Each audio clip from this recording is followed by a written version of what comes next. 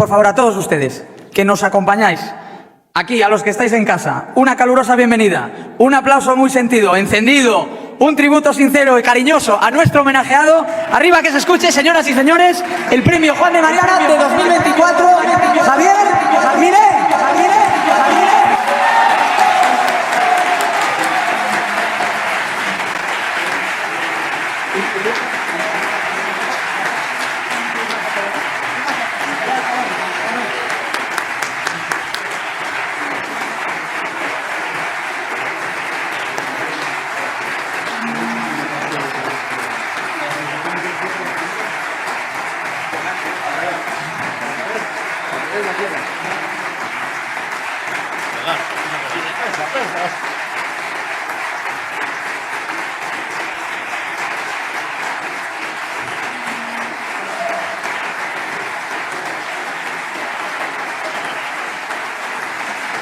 En primer lugar, quiero dar las gracias al Instituto Juan de Mariana por esta enorme distinción. Hace un año, por estos temas de las campañas y demás, con mi hermana nos tocó venir a Madrid y en esas casualidades o las fuerzas del cielo o el orden espontáneo me llevaron a ponerme en contacto con Manuel Llamas y por responsabilidad de él tuve el honor de venir a la cena en la cual se premiaba al doctor Ancho Bastos, a quien tanto admiro, como a otros tantos que ya los voy a mencionar. Y también tuve la suerte que ese día me tocara la mesa Murray Rothbard. Hoy creo que fue más buscado, porque de hecho, digamos, gracias a leer el artículo de Murray Newton Rothbard, Monopolio y Competencia, digo, yo me convertí a la escuela austríaca, una versión publicada por el editor, por Libertas, y que había sido traducida por el papá de nuestro prócer de la libertad y claramente uno de mis mentores, el doctor Alberto Venegas Lynch, hijo, a quien tanto le debo y con quien tengo tanta gratitud por todo lo que ha enseñado y por su generosidad para conmigo también, en un contexto bastante hostil en el cual, digamos, fui desarrollando mi presencia en el liberalismo y en la política. Y en ese contexto también quiero dar las gracias por las palabras del profesor Huerta de Soto, quien ha sido tan importante inspirándonos a todos, donde sus clases en YouTube son una verdadera revolución.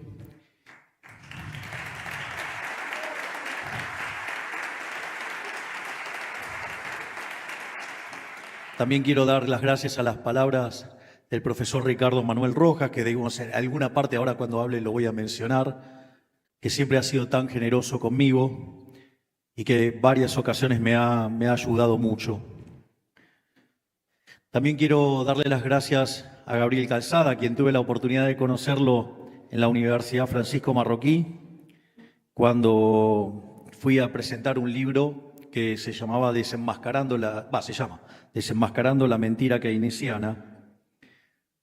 Todavía mi profundidad en la escuela austríaca no era la que tuve en el futuro, pero ya, digamos, había claros indicios de que por lo menos sabía por dónde andaba la cosa, al menos.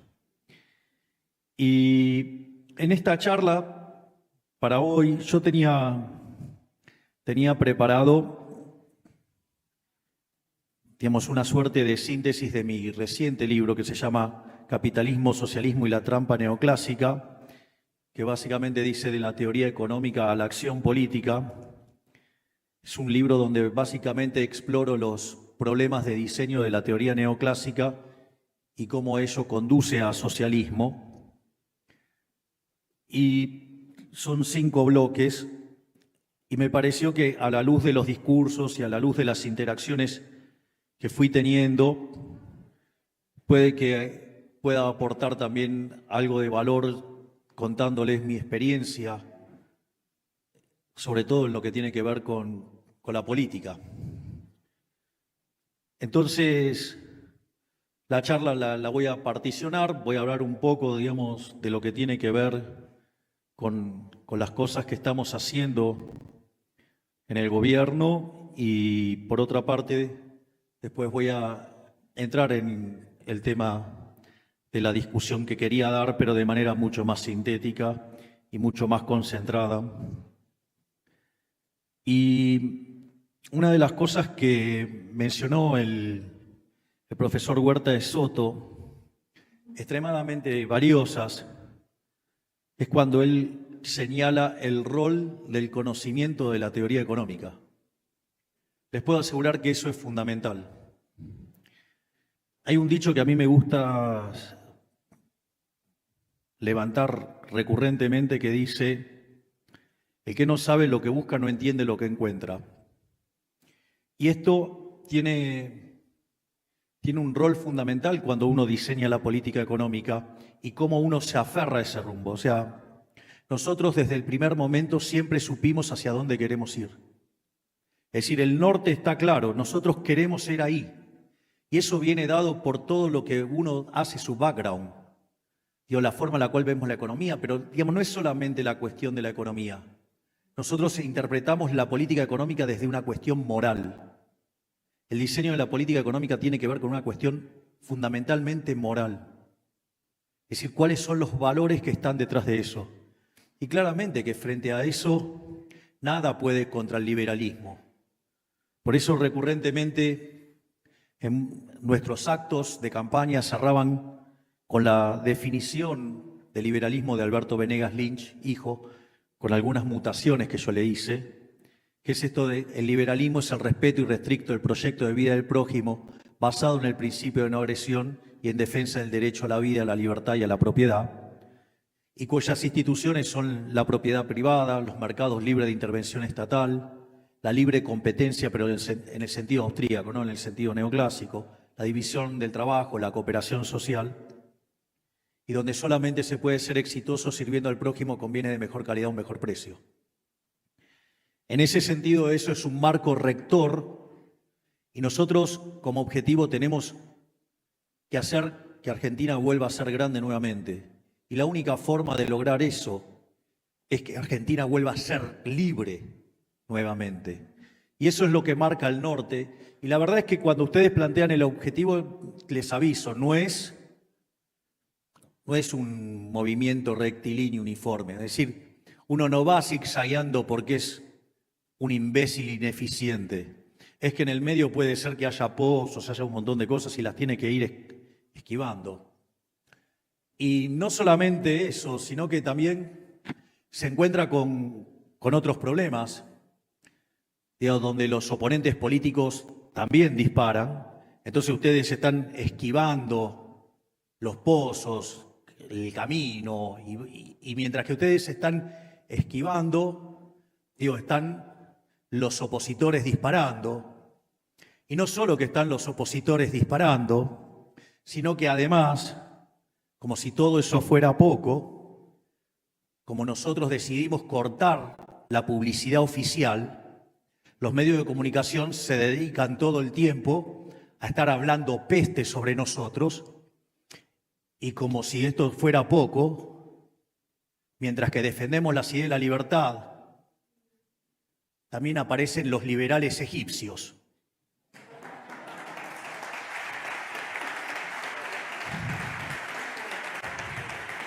Que por un lado, de hecho, entre otras cosas, siendo la campaña sucia más grande de la historia de la humanidad, donde, por ejemplo, un determinado gobierno, al gobierno oficialista, le dio $1.000 millones para gastar en ensuciar al que fuera a correr esa elección. Por eso, digamos, en algún momento ustedes entraban en YouTube en cualquier parte del mundo, querían ver un video mío y les aparecía algo diciendo que yo estaba haciendo alguna atrocidad. Digamos, si estas cosas eran levantadas por personas aún, digamos, sabiendo que eran mentiras. Es más, en una de esas mentiras que hizo, por ejemplo, alguien ligado al liberalismo, por poco mata a nuestro candidato a ministro de Educación, que le dio, digamos, con problemas cardíacos, casi, lo termina de mandar por algo que filtró uno supuestamente de los nuestros. En ese sentido, lo que quiero señalar es que nosotros la campaña la hicimos con una motosierra, que tenía que ver con el recorte del gasto público, con $1, que era la forma popular que la gente entendió la competencia de monedas y eliminar el Banco Central. Pero nos dijeron que era imposible. Es decir, decían que era imposible. De hecho, hoy los sommeliers del ajuste, y que hablan que el ajuste y que tiene mucho más es tijerita y licuadora. Yo no sabía que si el 90% del ajuste es ajuste de motosierra, a eso lo llaman tijerita. Es un problema de orden de magnitudes. O sea, el 10% del ajuste es licuadora, pero bueno, así son de honestos intelectualmente algunos economistas. Lo lamentable es que esas cosas también las repiten liberales, que es más grave todavía. Pero bueno, algunos están vendidos y cobran para hacer este tipo de aberraciones. En este sentido, una de las cosas más formidables que nos pasó es que cuando tuvimos la primera reunión de gabinete, cuando empecé a decir lo que queríamos hacer, algunas partes dijeron que lo que yo quería hacer era imposible. Por lo tanto, dije que aquellos que creían que era imposible que se fueran. Porque si iba, era un día de 40 grados, o sea, si yo iba y le preguntaba al heladero que estaba en la esquina vendiendo helados, también decía que era imposible. Así que a mí no me importaba si me decían que era imposible. A mí me tenían que traer cómo se hacía lo que yo quería hacer.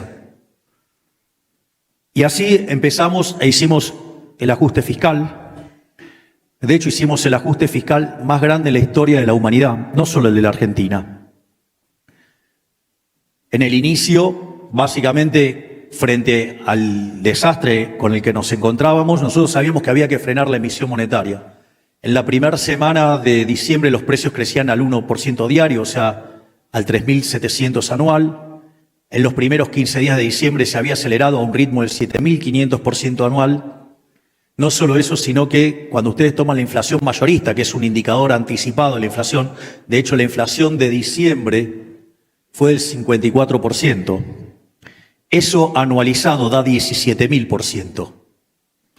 Entiendo, digamos, que la inflación del 3,5 del último mes es un número espantosamente alto y que significa que anualizarlo el 50% anual. Pero la verdad que pasar de 17.000 a 50% anual, sin tener la hiper en el medio que licúe los saldos reales, sin tener controles de precios, sin fijar el tipo de cambio y sin tener expropiaciones, vaya que es una aventura increíble.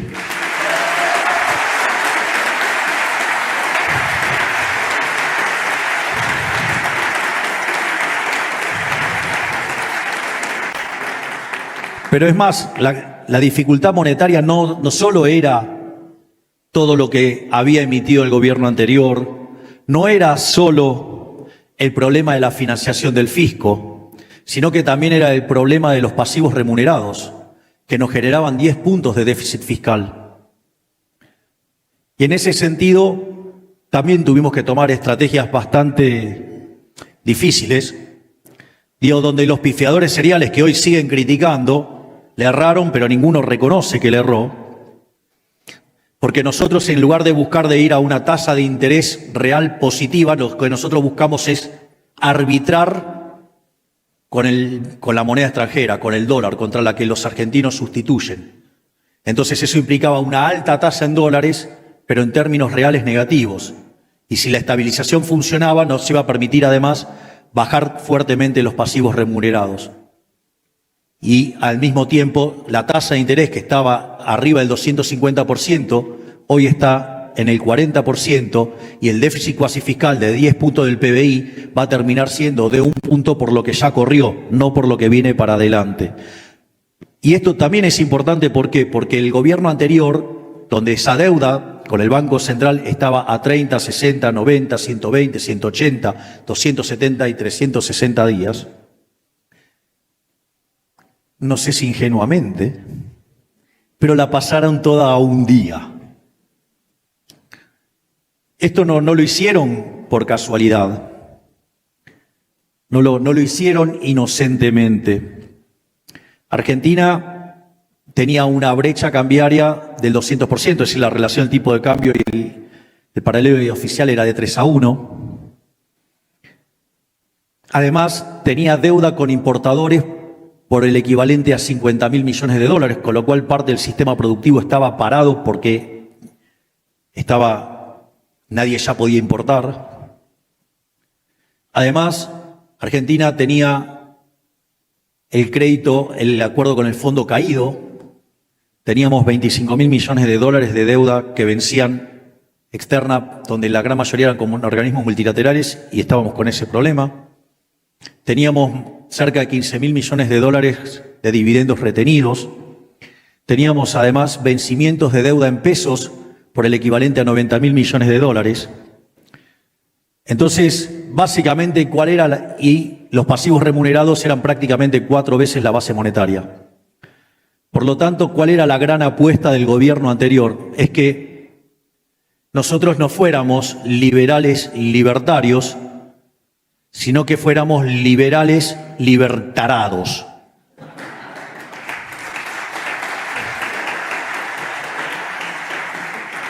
En esa situación ellos creían que nosotros íbamos a ignorar las relaciones entre stock y flujos y que un stock en esas características se podía convertir en un flujo instantáneamente y de esa manera en un día se iba a multiplicar entre 4 y 5 veces la cantidad de dinero. Íbamos a tener todo el estrangulamiento de las divisas que querían salir y en ese contexto hubiéramos generado una hiperinflación y después la maquinaria peronista de los saqueos y demás hubiera hecho todo el trabajo durante el mes de diciembre, lo que quedaba de diciembre para ellos volver en el mes de enero. Frente a esa situación, siendo muy críticos por los liberales, en especial los liberales egipcios,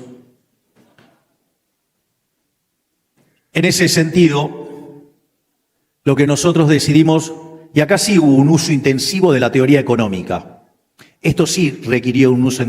Nosotros estábamos en el Hotel Libertador, el Libertador, y encima los colores del hotel son violeta. Es decir, más orden espontáneo imposible. Y esta vez estábamos con Luis Toto Caputo, este brillante hombre que tengo como ministro de Economía, quien hoy es el presidente del Banco Central, Santiago Mausili. Estaban también en esa reunión Fede Furiase, estaba Martín Botier. Y había que decidir dónde poner el tipo de cambio. Sabíamos que si abríamos generábamos un desastre.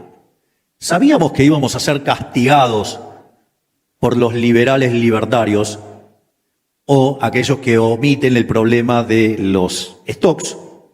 Les valdrían bien el otro apodo. Y una de las cosas, el consenso de mercado, tan fatalmente arrogante, decía que había que poner el tipo de cambio en 600 y que en función de eso, dado ese 600, había una hipótesis de mejor dinámica de la tasa de inflación, que dicho sea de paso, nosotros pusimos el tipo de cambio en 800 porque corregido por impuesto país se iba e igualaba al tipo de cambio de mercado. Entonces decían que iba a ser un desastre inflacionario mucho peor. Y sucede que ahora, digamos, hubo con un tipo de cambio más alto, menos inflación y son los mismos que hablan del tipo de cambio atrasado. Tienen un problema de inconsistencia en los modelos graves. Digo, porque después dicen, no, porque este opina. Digo, están opinando todos los pifiadores seriales, no pegaron una. Aviso. No solo eso, o sea, son muy poquitos los que acertaron. Digo, recién tuve la posibilidad de saludar a una persona que se presentó y que me dijo que era amiga de Pablo Arriazu, o sea, el hijo de Ricardo Arriazu, que es uno de los pocos que sí la ven. Y Y en ese sentido, nosotros, ¿por qué elegimos el tipo de cambio ahí? Y esto es teoría económica pura, porque si yo, digamos, iba a un número más parecido al tipo de cambio de mercado, aun cuando no era perfectamente el mercado, ¿qué era lo interesante? Que yo achicaba el exceso de demanda de divisas. Y al achicar el exceso de demanda de divisas, achicaba el exceso de oferta del resto de la economía. Entonces, achicando el exceso de oferta de bonos, subía el precio de bonos y por ende la tasa de interés y el riesgo país caían. Por lo tanto, el nivel de actividad económica también se achicaba la diferencia entre ahorro e inversión y por tanto se achicaba el exceso de oferta de bienes y por ende la actividad caía menos. No solo eso, sino que además el exceso de oferta en el mercado de trabajo también se hacía menor y por ende el salario real caía menos. Y esto es interesante porque cualquier persona que uno le hubiera dicho que en 6 meses íbamos a hacer un ajuste fiscal de 15 puntos del PBI, nos hubieran dicho que íbamos a volar por los aires. De hecho, nosotros teníamos un desequilibrio monetario peor que la previa de la crisis del Rodrigazo en el 75. La situación del balance del Banco Central era peor que la que tenía el Banco Central en el año 89 previo a la hiperinflación de Alfonsín. Y los indicadores sociales eran peores que los de la convertibilidad, al final de la convertibilidad en el 2001. Por lo tanto, no solo que teníamos todas las condiciones para que fuera la crisis más importante de la historia argentina, porque combinaba los 3 elementos de las 3 peores crisis de Argentina, sino que además teníamos estructuralmente cierta debilidad en materia de estructura legislativa y estructura de poder. Y eso también es muy interesante, ahora voy a hacer alguna reflexión sobre eso. Y en ese contexto, fíjense, nosotros haciendo un ajuste de estas características, el PBI en el primer trimestre cayó 7%. Claro, uno dice, no, es tremendo. Ahora, cuando ustedes toman la crisis de la convertibilidad, durante el 2002, el PBI cayó 10,9%, o sea, casi 11%. Pero en el segundo trimestre, que es donde toma todos los ajustes, el PBI cayó 16%. Es decir, que el uso de la teoría económica nos evitó por lo menos 10 puntos más de caída del PBI. Y eso en términos sociales no es menor. Porque también nosotros hicimos toda una revolución en lo que tiene que ver con la cuestión social. Nosotros sabíamos que el ajuste iba a ser muy duro, sabíamos que iba a ser recesivo, porque cuando uno hace un ajuste aumenta el ahorro y si no hay una contrapartida de inversión, la actividad va a caer. Y eso se iba a sentir en términos de empleo y en términos de salarios reales, y ya veníamos con un nivel de pobres e indigentes muy alto. Por lo tanto, hubo una duplicación de la asignación universal por hijo, hubo duplicación del plan alimentar para que no le falte el alimento a los chicos, un plan que se llama 1000 días, que darle asistencia a las mujeres embarazadas. Además, se le dio contención a los alumnos, a los chicos, para que pudieran tener útiles. Y no solo eso, sino que además, para evitar el trauma que implica tener que cambiar de colegio para un chico y la situación que eso genera también en la familia, dimos asistencia para que pudieran cubrir las cuotas de los colegios privados de bajos recursos. Sí, a pesar de toda esa contención, obviamente que dimos el ajuste fiscal en los primeros meses llegó a 7 puntos del PBI, como necesitábamos 5, ya 1 punto lo dejamos correr.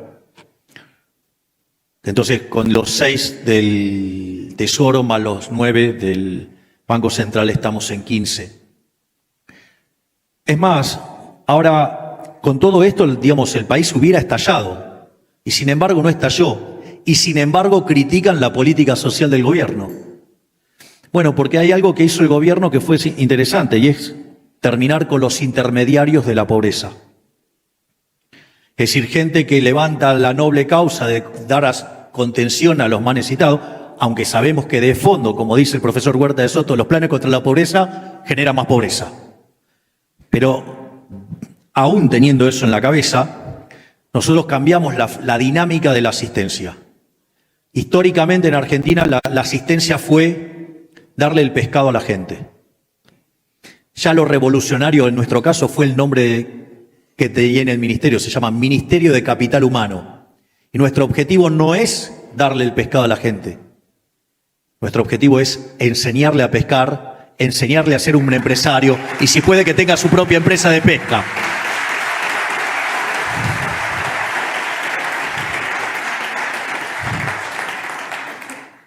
Y en ese contexto también hubo algo muy interesante. Aviso porque, digamos, si ustedes miran por los diarios o se informan con los medios de comunicación o con analistas tendenciosos, han criticado a la ministra de Capital Humano enormemente. Se creen que, digamos, porque además la ministra de Capital Humano tiene un defecto, es amiga mía. Entonces, tiene otro que es ser honesta. Entonces creen que yo tendría problemas en echar a alguien de mi gabinete porque es amigo. Bueno, el jefe de gabinete que fue eyectado, digamos, hacía 18 años que era amigo mío. No cumplió los objetivos, se fue pista. Acá, digamos, es cumplir los objetivos. El que lo cumple, lo cumple. Y el que no lo cumple, por más que lo conozca hace 20 años, 30, afuera.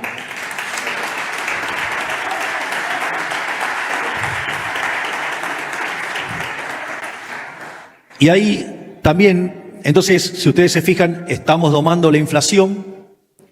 Cuando ustedes empiezan a mirar los indicadores de actividad, si miran los del primer trimestre claramente son malos, pero cuando ustedes empiezan a mirar los indicadores de abril y algunos indicadores que ya aparecen de mayo, ustedes lo que van a ver es que hay un rebote, que decir que la economía está rebotando, la economía está recuperándose.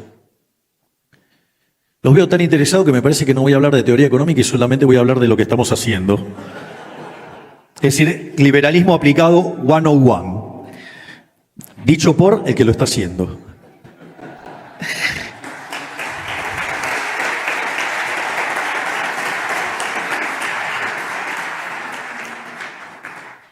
Ya está, se acabó la tentación, así que ahora voy a hablar de lo que estoy haciendo.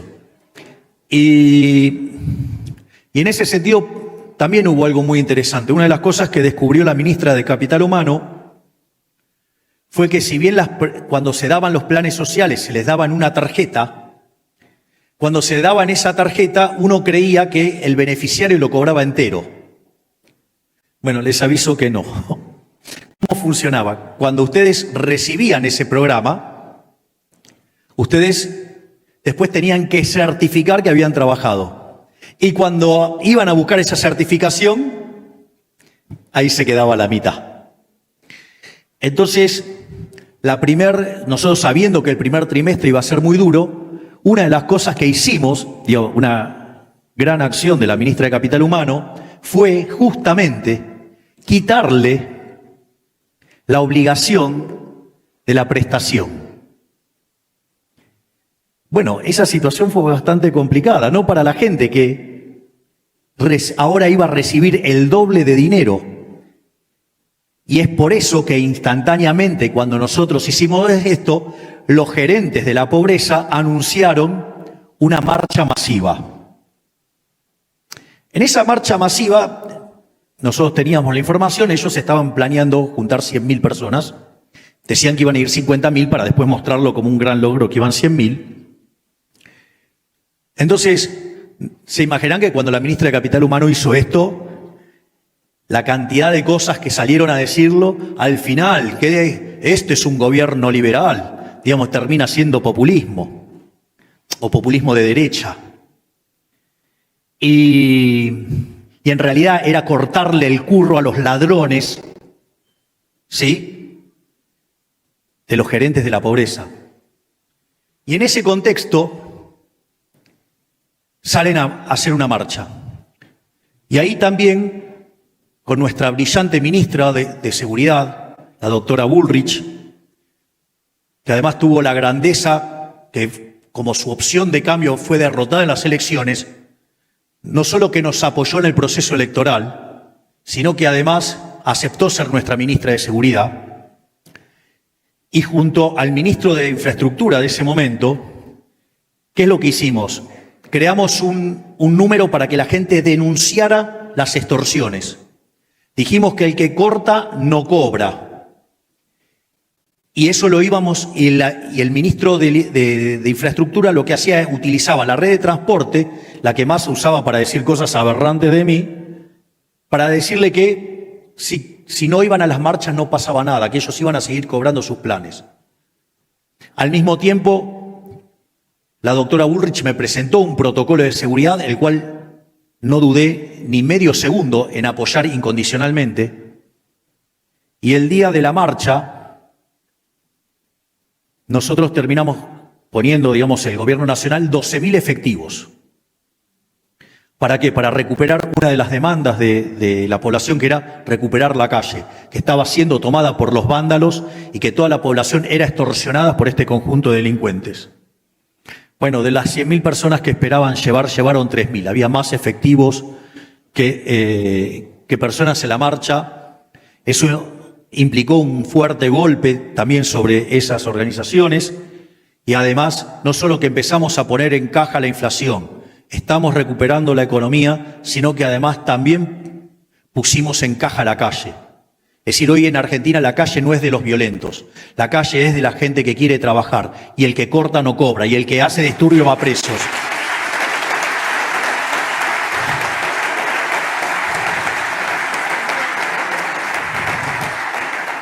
Pero no solo, digamos, es una cuestión de lo que nosotros estamos planteando en términos de lo que sería de la estrategia de estabilización y lo que tiene que ver con la estrategia de poner el control en las calles. Nosotros también dijimos que íbamos a apuntar a recuperar el crecimiento económico y que obviamente, digamos, eso implicaba hacer una reforma del Estado.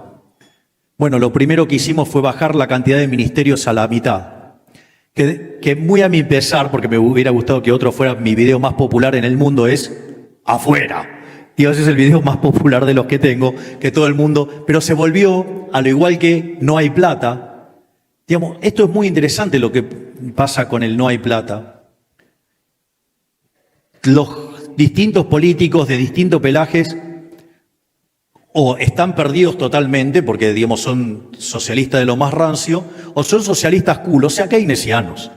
Digo, todos tipos que ignoran la restricción de presupuesto. Miren, les voy a contar algo. Había algo que, como cuando era diputado, que me producía una cosa tremenda, me ponía de tremendo mal humor, y es que nos asignaban tiempos para hablar, o sea, cada cual, en función del tamaño del bloque que tenía, iba teniendo, digamos, una determinada cantidad de tiempos. Entonces, claro, si ustedes querían entender por qué de 123 años, 113 habíamos tenido déficit fiscal, si de las 22 crisis que tuvimos desde el año 1901 hasta ahora, de las 22, 20 tenían origen fiscal, ahí lo tenían todos. En la Cámara donde se vota el presupuesto, ninguno respetaba la restricción de presupuesto. Si le daban 5 minutos, hablaban 10. Si le daban 10, hablaban 20. Son unos violadores sistemáticos del presupuesto. ¿Cómo no iban a hacer el desastre que hicieron?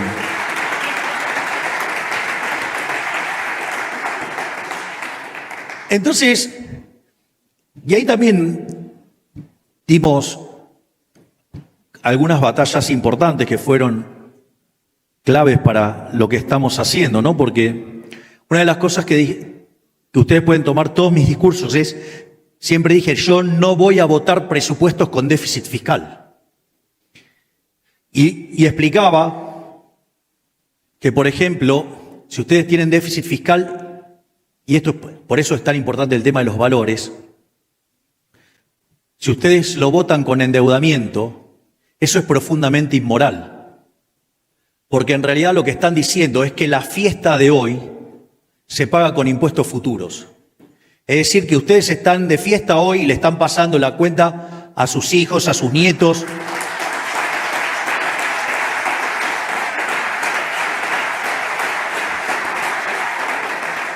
Y en lugares donde está vigente la agenda asesina del aborto, hasta gente que ni siquiera nació, podría llegar a ser el extremo.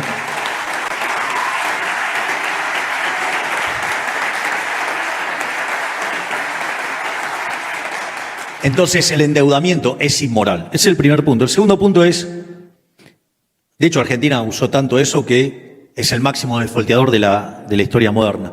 Dicho sea de paso, nosotros recibimos el país con 2.900 de punto de riesgo país, llegamos a bajarlo a cerca de 1.150 hasta hace unas pocas semanas, donde la política, que no solo no ayuda, sino que además trata de destruir, nos hicieron saltar el riesgo país a 1.600, ahora de vuelta está bajando, porque bajo ningún punto de vista voy a entregar el equilibrio fiscal. O sea, me van a tener que matar para, digamos, o sea, me van a tener que sacar de la Casa Rosada para que haya déficit fiscal, porque no se los voy a entregar.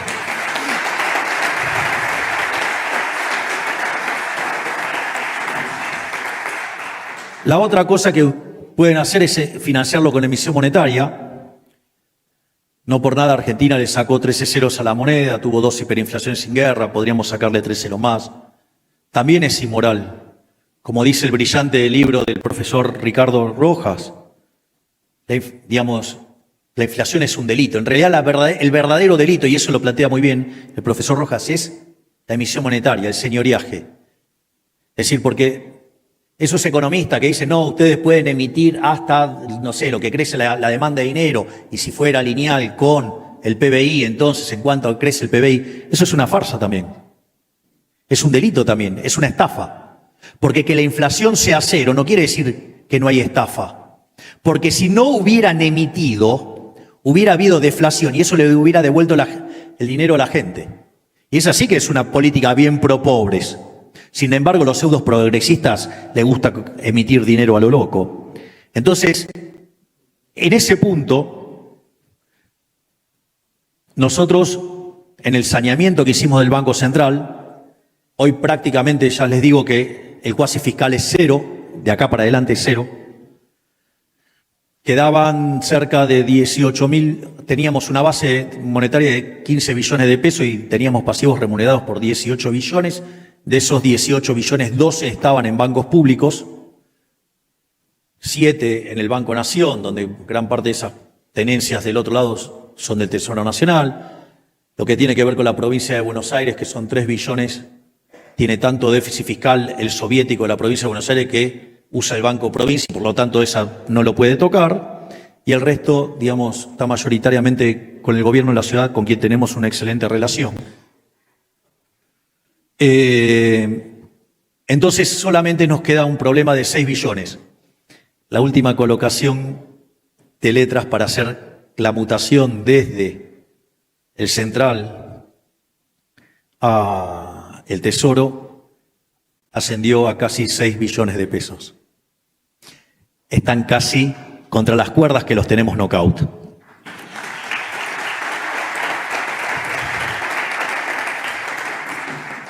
El único problema que nos queda en el Banco Central en este momento es un instrumento contingente, unos puts, que el gobierno anterior, como no conseguía el financiamiento para el Tesoro, desde el Tesoro y con el aval del Fondo Monetario Internacional, utilizó instrumentos contingentes. ¿Y cuál es el problema con eso? Que en el balance del Banco Central ese pasivo queda registrado por el valor del contingente. O sea, con una fracción muy pequeña del pasivo que ustedes tienen abierto. Entonces ustedes no lo ven prácticamente adentro del Banco Central y sin embargo hay un potencial de emisión por 4 puntos del PBI. Por lo tanto, el día que terminemos con eso, ahí va a empezar la segunda etapa de la reforma monetaria. Ya he evitado, bueno, el tiempo es de Dios. En ese contexto, necesito cerrar el acuerdo con los puts y eso me tengo que poner de acuerdo con los bancos. Nosotros, además, estamos trabajando en una reforma del sistema financiero, en separar la banca de inversión con la reserva de valor, de modo tal que el sistema se convierta en un sistema, digamos, anticorridas, o sea, el almacén de valor es un encaje del 100%.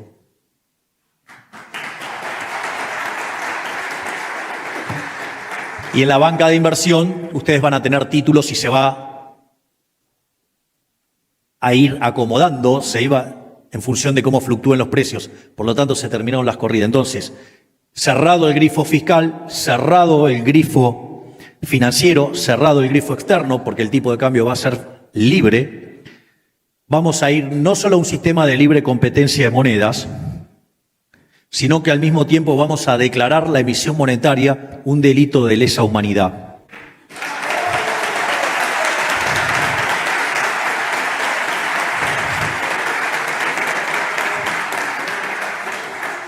Y en ese caso, si llegara a haber emisión monetaria, va a ir preso el presidente de la Nación.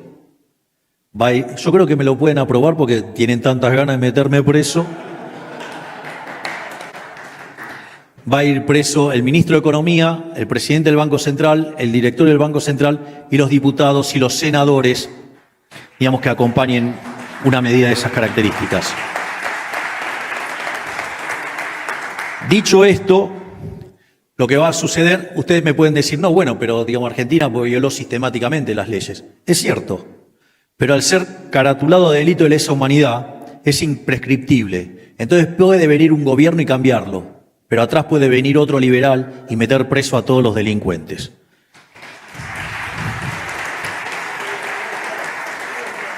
Por lo tanto, al quedar fija la cantidad de dinero, de pesos, y en la medida que los individuos necesiten monetizar, van a traer sus propias monedas y van a hacer las transacciones en las monedas que desean.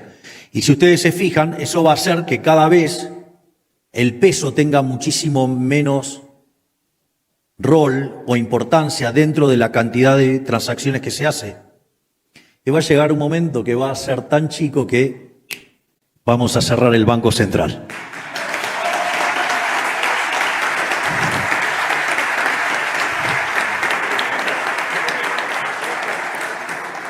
Finalmente, voy a hablar sobre el programa de crecimiento económico.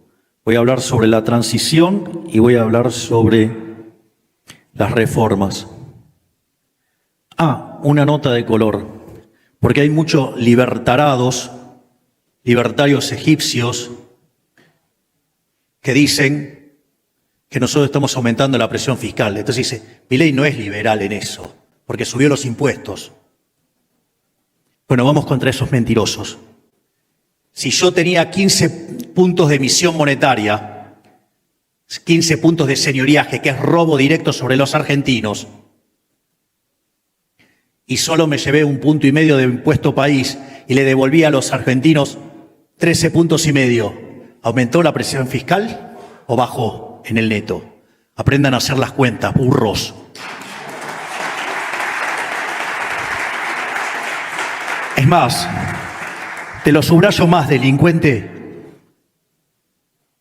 El gasto público en términos reales cayó 30%. La verdadera presión fiscal que enfrenta un país, ¿saben qué es? El gasto público. Y cayó 30%.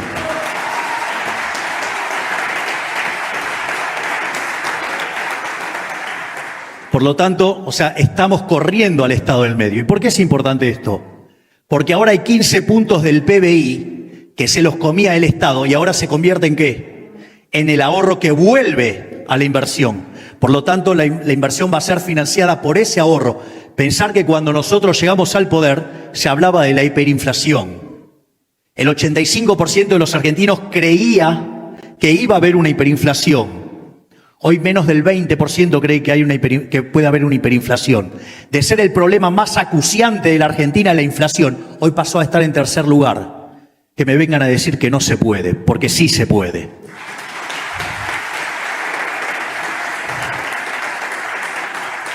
Y no solo eso, sino que además volvió el crédito a 30 años. Vaya que lo estamos haciendo. Entonces, no solo eso, que va a ser un elemento que va a potenciar el ahorro y por ende la inversión. Argentina es una economía que viene de 20 años de populismo salvaje. Está profundamente descapitalizada. Por lo tanto, eso hace que el valor del producto marginal del capital, si ustedes quieren el retorno del flujo de fondo de la firma, si lo quieren poner en términos de finanzas, eso hace que sean enormes y que estén muy por encima del WACC, o sea, del costo de oportunidad. Y eso también potencia la inversión. Pero como si todo esto fuera poco, en la medida que la economía argentina recupere, ¿sí?, y se vuelva a expandir, nosotros no vamos a aumentar el gasto público, lo vamos a mantener fijo. Por lo tanto, en la medida que uno pueda ir creciendo y se generen nuevos recursos, nosotros vamos a ir bajando impuestos. Y de hecho, el impuesto país, que hoy está en 17,5%, determinar de perfeccionarse la salida de la ley bases y la ley fiscal, que está enviada por necesidad de los gobernadores, no por nosotros porque tenemos equilibrio. En ese contexto vamos a bajar ese impuesto de 17,5 a 7,5. Así es que, digo, para aquellos que hablan de la suba de impuestos, no solo mienten que no toman el agregado, burros que no entienden de equilibrio general, sino que además también empezamos con la reducción de impuestos.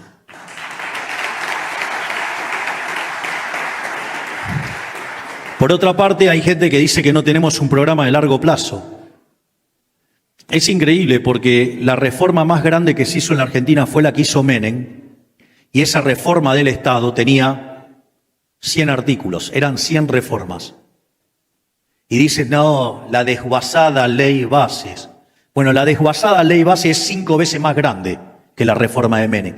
Y no solo eso, si le sumamos el decreto de necesidad y urgencia, que la evidencia ha probado que tengo razón, la reforma es 8 veces más grande. Es decir, estamos haciendo la reforma estructural más grande de la historia argentina, que es 8 veces más grande a la que le sigue. ¿Por qué es importante esto? Porque aquellos países que son más libres son 12 veces más ricos que los que son reprimidos. Crecen más que el doble, tienen 25 veces menos de pobres en el formato estándar, 50 veces menos en el formato extremo. Entonces, ¿por qué es tan importante? Esto es muy importante porque estas reformas lo que va a hacer que Argentina en el índice de libertad económica escale 90 puestos. Es decir, que Argentina entraría en un sendero de crecimiento que podría hacer que en un determinado periodo de tiempo, llamemos 35, pongan 40 años, nos podríamos convertir en un país como Alemania. Sin embargo, tengo algunas noticias extras para decirles. No, a mí no, parecerme a la libertad económica de Alemania no me gusta.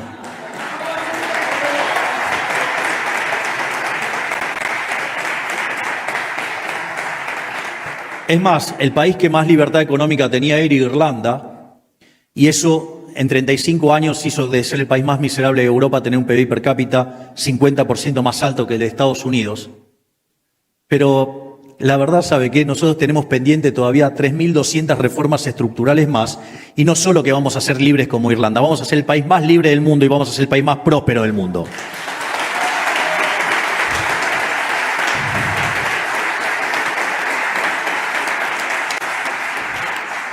Y para finalizar, y esto sí ya es lo último, y que tiene que ver con algunas de las cosas que estamos haciendo, a mí hay algunos textos que me marcaron mucho, y la idea combinada, ¿no?, que hace Kirchner cuando demuestra la superioridad, digamos, en términos morales del capitalismo. Porque es interesante cómo arranca ese libro. Kirchner dice, sí, la superioridad productiva del capitalismo respecto al socialismo es innegable. Pero si estás construido sobre bases injustas, no vale la pena defenderlo, no importa que sea más productivo. Está construido sobre algo injusto, entonces no vale la pena. Entonces él avanza en demostrar que además es el único sistema justo. Para eso se vale del principio de apropiación de Locke, y se vale de la idea de Hayek del mercado como un proceso de descubrimiento.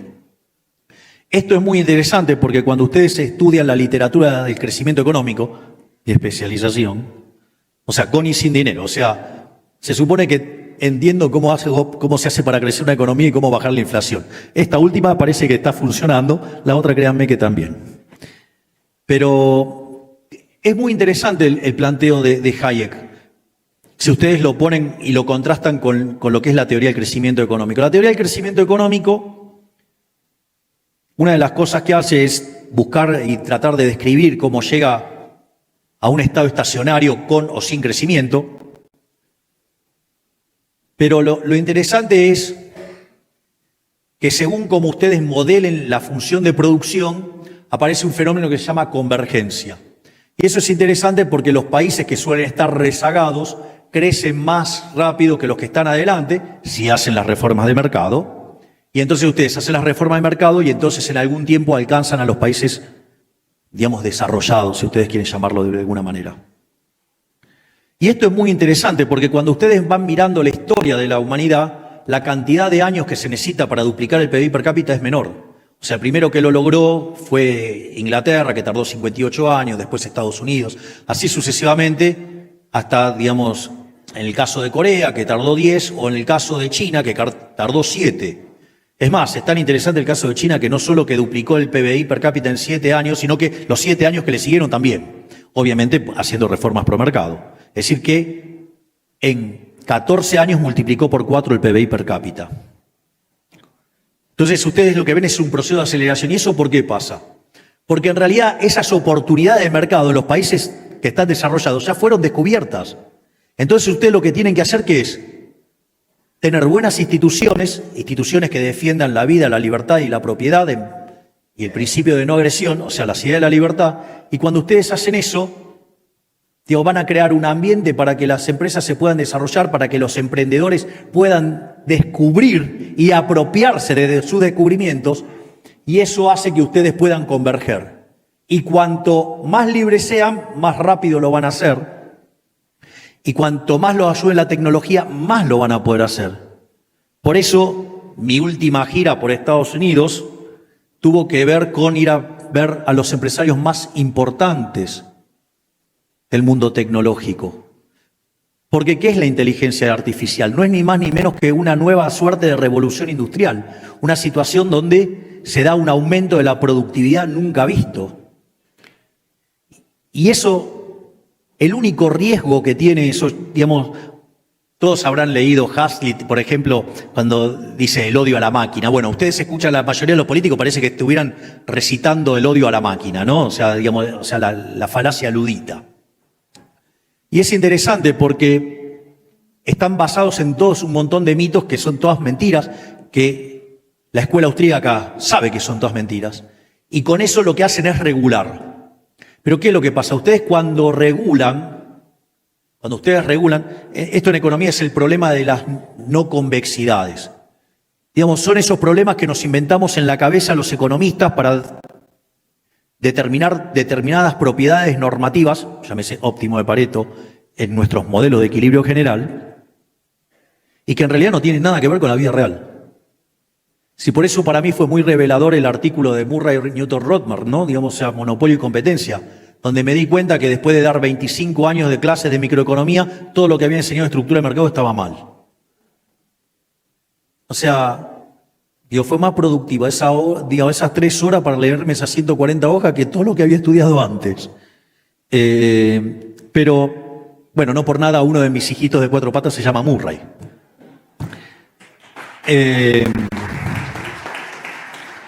Y en ese sentido, los monopolios, cuando lo había tomado Adam Smith de la definición de Lord Coke, monopolio era cuando el monarca o el señor feudal exigía que en una determinada situación, en un determinado lugar, se vendía un solo producto de una sola empresa.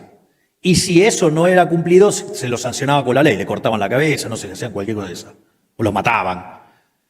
Digo eso. Ahora, si yo tengo 10 empresas de celulares y aparece una que hace el mejor celular a un mejor precio y más barato, y sí, las otras nuevas van a quebrar. ¿O acaso están llorando por los fabricantes de vela ahora? Maldito Edison. Gracias, Edison. Entonces, fíjense esto. ¿Qué es lo que hacen?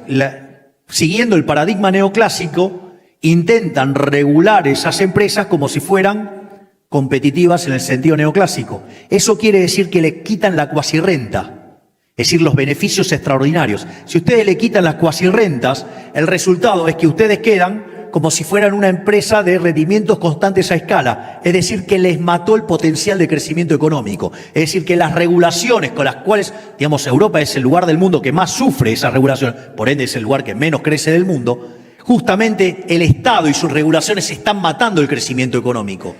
Entonces, ¿qué es lo que nosotros les ofrecemos? Desregular, apertura, libertad, para que puedan invertir.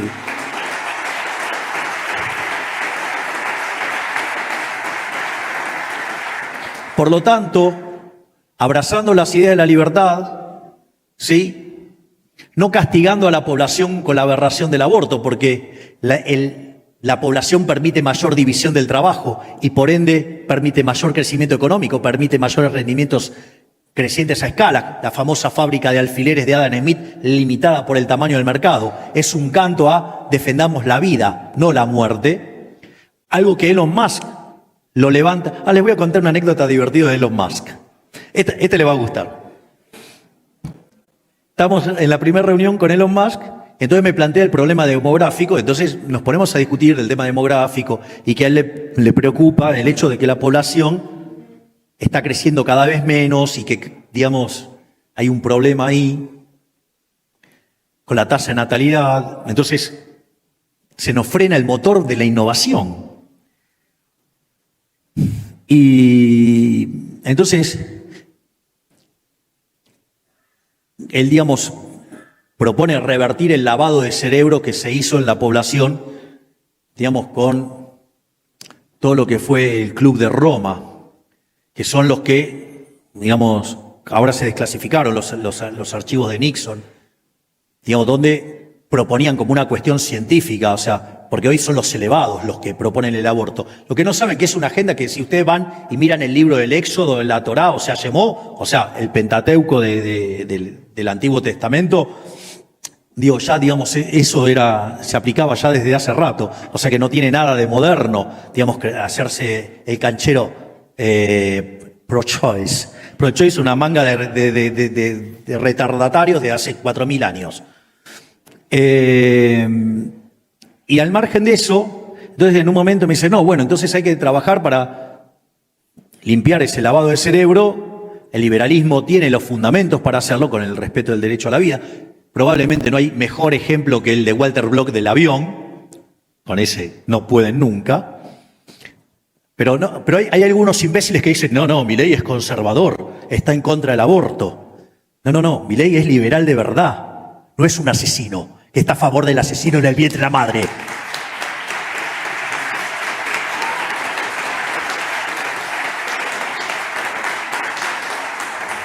Lo peor de todo es que estas cosas me las diga alguien que no es liberal y que un imbécil que se dice liberal, un liberal egipcio, Dios se lo avale. Pero al margen de eso, me dice más, bueno, hay que empezar a traer hijos al mundo. Digo, bueno, está bien, me parece bárbaro. Bueno, me dice, bueno, ¿y como por casa, cómo andamos? Bueno, dije, mire, yo tengo hijos, tengo 5.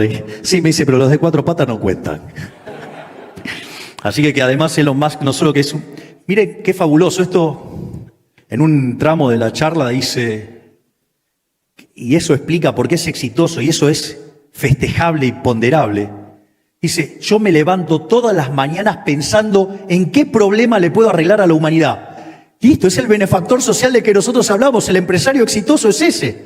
Por lo tanto, lo que quiero decir es lo siguiente, abrazando las ideas de la libertad y utilizando la tecnología, ¿saben qué? Podemos recrear el paraíso en la tierra, pero ese paraíso en la tierra solo va a ser posible abrazando las ideas de la libertad. Muchas gracias y ¡viva la libertad, carajo! ¡Viva la libertad, carajo! ¡Viva la libertad, carajo!